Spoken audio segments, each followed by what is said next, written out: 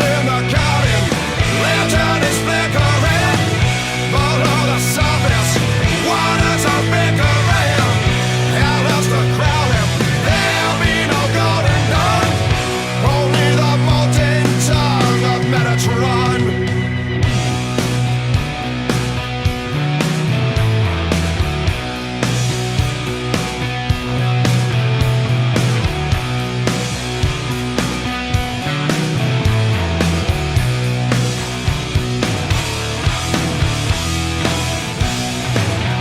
Just a cool spellbinder,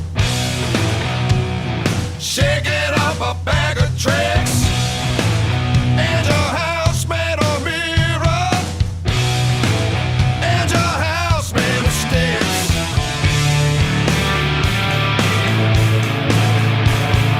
Only the blind man knows the road.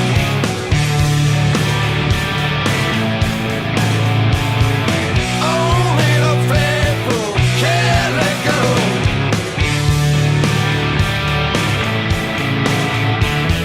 Trespass in the garden, lantern is flickering, below the surface, waters are bickering, hell is the crowded, there'll be no golden dawn, only the molten tongue of Metatron.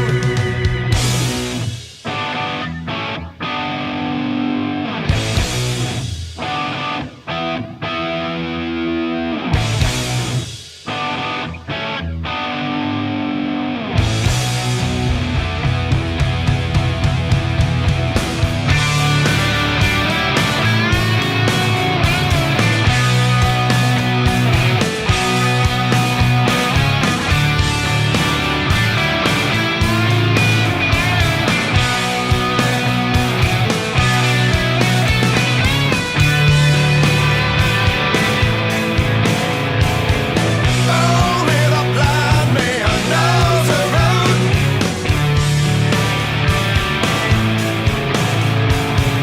Only the faithful can let go.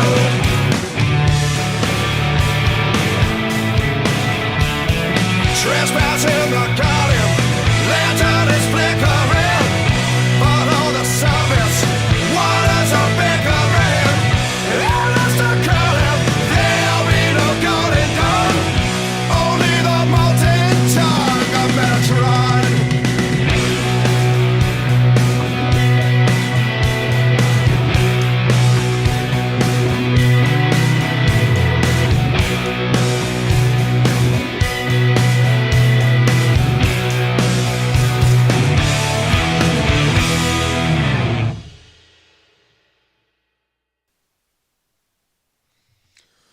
Welcome to Investigations in Ritual Abuse, episode 106. I am your host, Coel, of Investigations in Ritual Abuse, Fringe Concerns, Government Sex Predators, Church Sex Predators, and Anti-Tribe. You can see the primary source documents we use in our articles over at investigationsinritualabuse.com. You can see all of our addresses, basically, as well as my contact information, GOEL, at investigationsinritualabuse.com. And tonight's episode is basically decoding the sauce for investigative journalism or for investigative research. I'm going to give you an insight into my techniques. There's a big myth about doing investigative journalism or investigative research, and that is that it's super complicated and you have to be a genius to do it. It does seem magical from the outside, but I assure you that anyone can do what I do. And consequently, I'm going to show you how to determine if allegations are credible using investigative techniques for sex crimes. And this is born of 25 years of my own experience. So, without further ado, I'm going to bring this graphic down. I'm going to bring another graphic up real quickly just to show you what we're dealing with here. Um, so you should be seeing a chart up in the right-hand corner of your screen, which shows the relationships between perpetrators and offenders. So obviously, if a child is under 6, it is more likely that the perpetrator will be a family member. If they're under 12, the age of the offender is out here to the right. So if it's a family member, the offender will be under 12 years of age. For a victim who's under 6, 80 times out of 1,000, 156 times out of 1,000, it'll be a 12 to 17-year-old offender, and 63 times out of 1,000, it'll be an 18 to 24-year-old offender, and 168 times out of 1,000, it will be a 25 to 34-year-old offender, and 214 times out of 1,000, it will be someone who is 35 and older. So what you're looking at here for a child under 6 who's a victim of sexual abuse, you're looking at roughly, over half. Half of the time, over half of the time, close to 60% of the time, it's going to be a family member. There is something that was popularized in the 80s, which, based on my experience and observation, could not be more wrong. And that term is called stranger danger. We all heard about children being kidnapped and abused by strangers. I'm not saying that it doesn't happen, but 93% of the time it is someone that the child victim knows.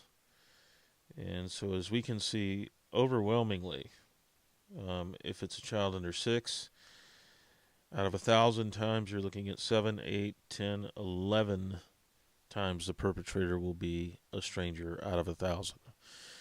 That means that 989 times out of 1,000, it will be either a family member or an acquaintance. And overwhelmingly, it will be a family member each time. That holds true across all age groups, all the way up to 17 years of age.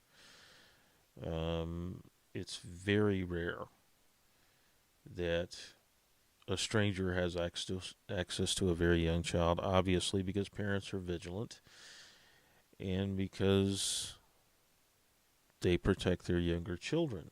As children grow up, parents tend to be a little more permissive with their children in terms of allowing them to go places on their own, showing more autonomy.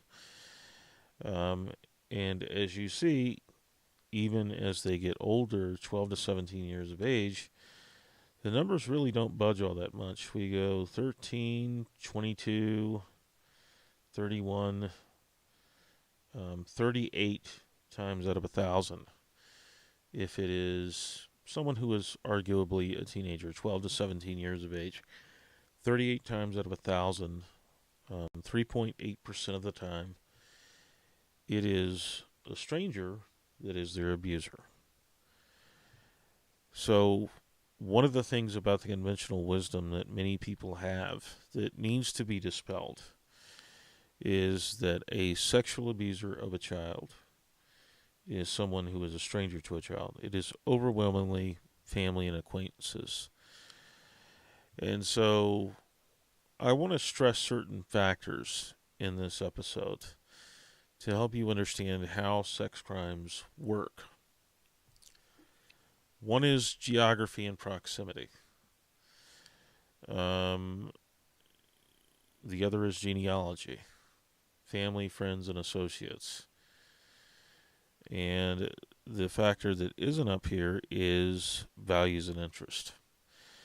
So what do I mean by geography and proximity? I mean that we all are creatures of habit without even realizing it. most of the places that we go are routed between 2 points. One is our residence, that is where we live, and the other is our workplace, where we go to earn money.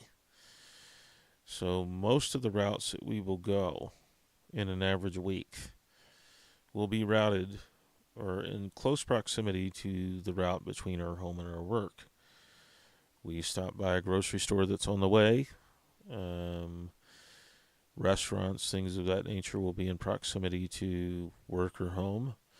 It's very rare that we go out of the way. We tend to be creatures of convenience and habit. Now, the exceptions are family may not live along that route. We may go out of our way to visit with our families, to associate with our families, but generally speaking, we will stay on a geographical route and in proximity to that geographical route in our daily routine. The factor that we must consider here, that isn't up here, that I'll go ahead and add real quickly, are interest and values. I thought that I had put that up here, but apparently not. So, interest and values are very important because one of the things that set me apart pretty early on, in terms of an investigative approach, was the fact that I was very non-emotional. I was more analytical than emotional, and that carries over in every other aspect of my life. Basically, I look at pedophilia and sexual abuse the same way that I would look at belonging to a bowling league or playing golf. Pedophiles, in my experience, group according to their interests and their values. People who sexually abuse others have the same tendency to cluster with others who share their interests and their values. The vast majority of us have far more pedestrian values and far more pedestrian interests. We tend to be middle of the road. But as our values are concerned, where we go to church is very often related to geography and proximity because, as a former Latter-day Saint, your ward was determined largely by your home address. There is no way around that. You are assigned a ward in a meeting house that your ward meets in based on geography and proximity. That is, proximity to your personal private residence where you live. Same thing is true for your parish. Most of us pick a church that is geographically proximate to our home or our work. It's going to be one of those 2 points that determines where we go to church to some degree, but also our values are going to play a huge interest in it, or they're going to play a huge role in where we go to church. Values are the belief system, your morals, your ethics that inform your actions and also your interest. The other thing that we need to consider is genealogy, that is your family, your friends, and your associates, because as we noted in the prior scene, we're looking at a factor in which victims of child sexual abuse are often abused by someone that they know. That is overwhelmingly a family member or an associate. And that's going to be extremely important. Those family members have access to people that they live with. As you saw, the younger the child is, the more likely it is that someone under the age of 18 will be their abuser. That's usually a sibling or an older cousin, that sort of thing. Now, I want to take the Hamlin case to some degree and present a bit of an illustration of what I'm talking about. So we're going to switch screens real quickly, and I'm going to show you a map. So the first map, obviously, is this little address here. This is the former address of David Lee Hamlin, 280 East, 2200 North, Provo, Utah. And so that's where he lived. Right across the street were David and Deborah Sheets. We had a daughter named Emily Sheets who was abused by David Lee Hamlin. Then you can see the proximity there, the opportunity that presented itself to somebody who's a sexual predator.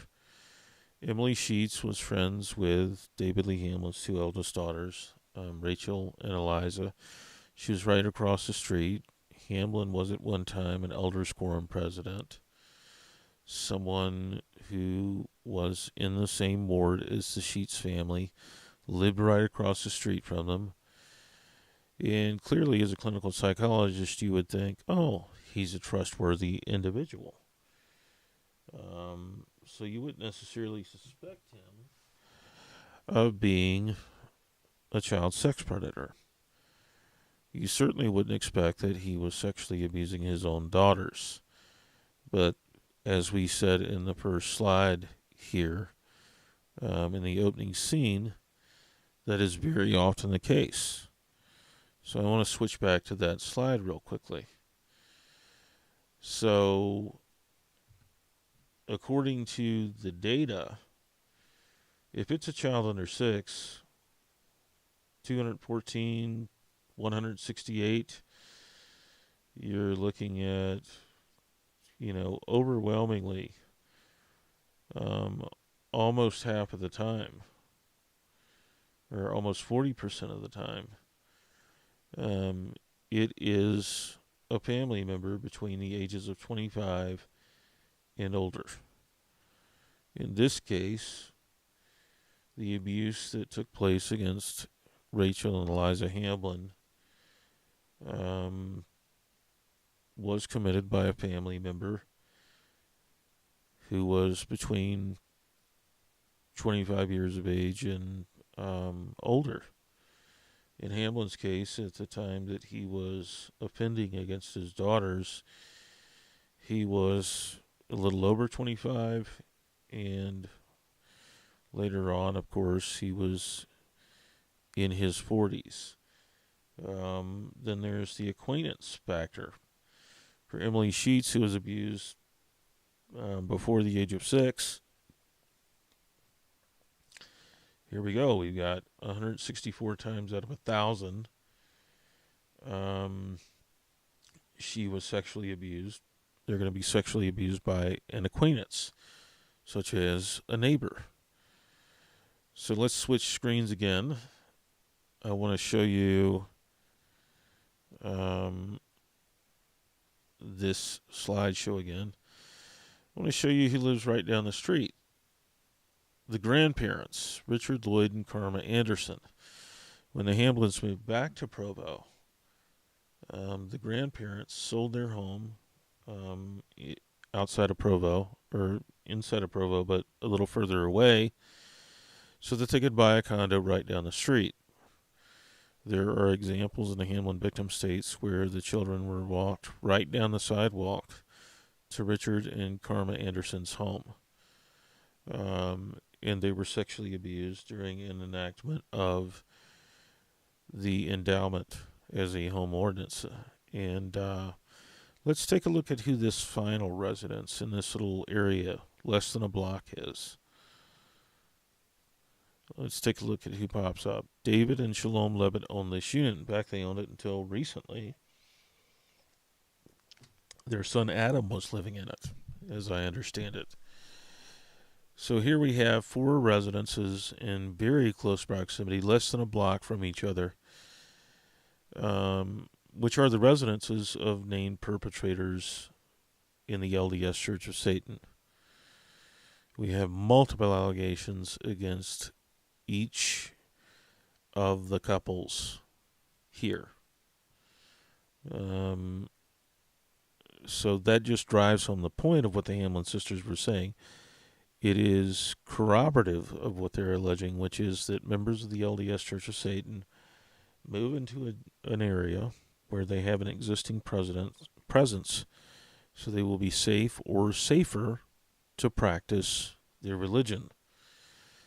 Now, as I get more in depth in the series, I'm going to show you maps that show the cluster, how these people were clustered into certain areas and certain neighborhoods and certain condominium complexes. Now, if you followed my work on IRA, you've already seen a lot of it.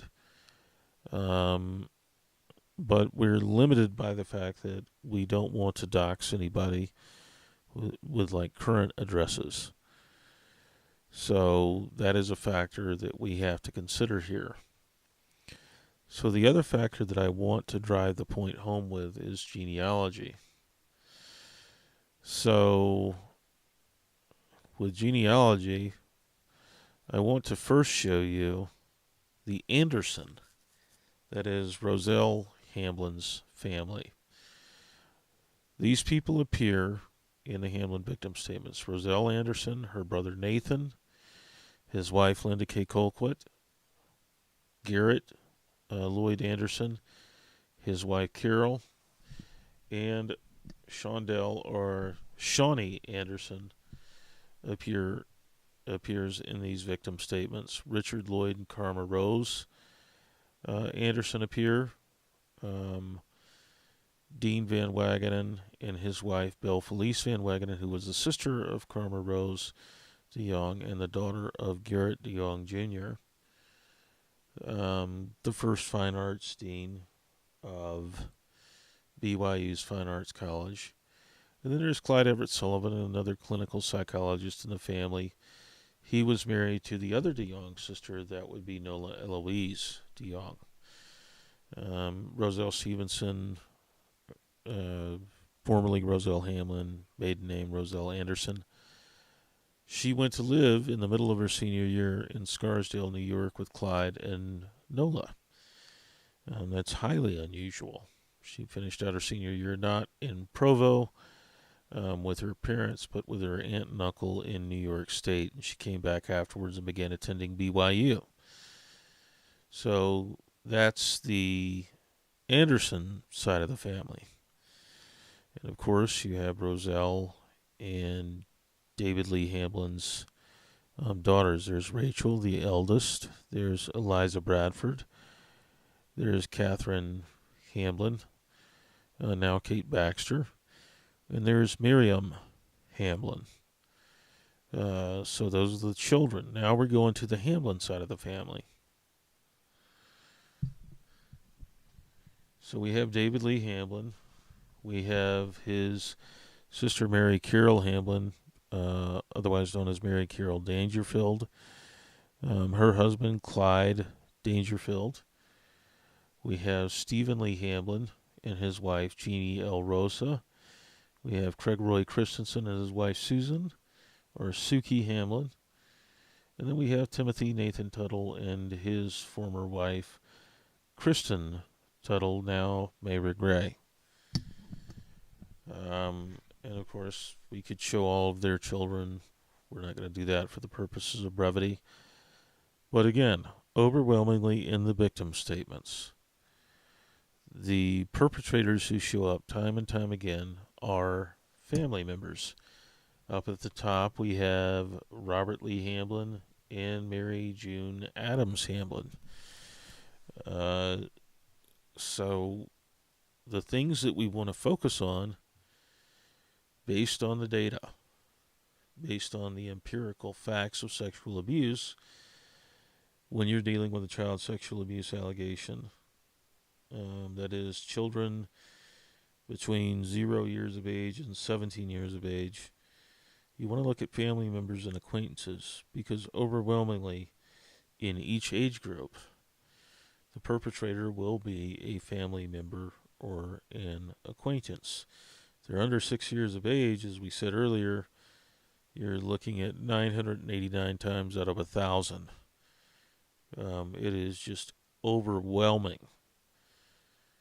It is an overwhelming statistical reality that the perpetrator, the person who commits sexual abuse against a child under 6 years of age, will be a family member or an acquaintance. Over half of the time, it will be a family member. And so as we're looking into these investigative techniques, we're looking into things like geography. What we see is that geographically, the primary abusers of the Hamlin sisters in very early age were their parents and their grandparents. And they lived right down the street from each other.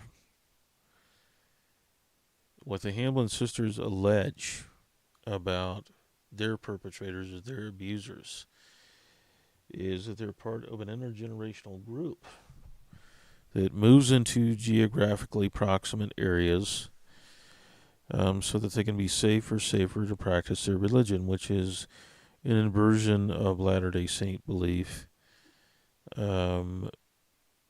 which is designed to condition children to become adult perpetrators of abuse. So I wanted to keep tonight's episode very short and straightforward to give you a basic idea of what we're talking about in terms of these factors. That is geography and proximity, genealogy such as family, friends, and associates, interest and values. As we get a little more granular in the next episode of this series, what you're going to see is all of this fleshed out in much greater detail. But these basic principles hold true across the board. So as we move on, you're going to see exactly how these techniques and these principles play out in establishing whether or not sexual abuse allegations are credible. So, I'll open the floor to any questions anybody has. So you can type those in the chat if you want.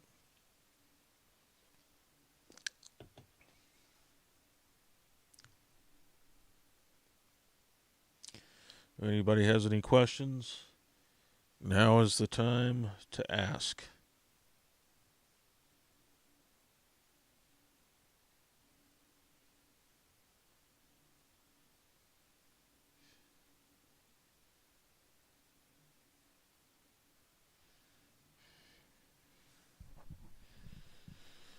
Okay, going once, going twice, going 3 times. No questions in the chats.